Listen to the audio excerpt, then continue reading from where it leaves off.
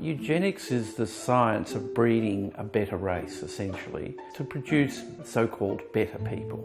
So it was very widespread in Europe and in Australia and in the New World before the Nazis were even thought of. Eugenics was started in England in the 19th century. It was about modern science and about modern populations.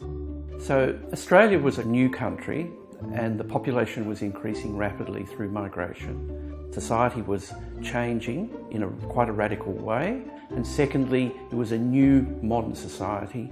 There were big cities, there were slums, there were industrial areas. Because it was the new gold city, because of its great wealth, up to perhaps the Second World War, Melbourne was the premier city in Australia. So not only did you have the sort of centre of the Australian government in Melbourne, you also had an important early university. There were lots of engineers, there were lots of town planners, lots of doctors came out to Melbourne, all the sort of people who became active members of the Eugenics Society. So it was incredibly popular amongst the intelligentsia, it was popular amongst the left. People like Alfred Deakin were active in the Eugenics Societies. But perhaps the most important person, because he was the driving force behind eugenics, was Richard Berry, who was Professor of Anatomy. All his research was on eugenics, all of it, and it was on head size and mental deficiency. And mental deficiency was one of those social constructs, which we would call now, which included people like prostitutes, homosexuals, slum dwellers, Aboriginals, alcoholics, anyone who was seen to be inefficient. They were improvers essentially, but they were also driven by fear of this growing urban population. Race was very important.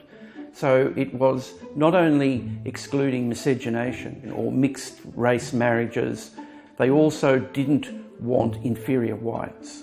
So there were tests conducted on immigrants. There were complaints about the quality of immigrants coming. They were considered to be eugenically poor quality, many of them.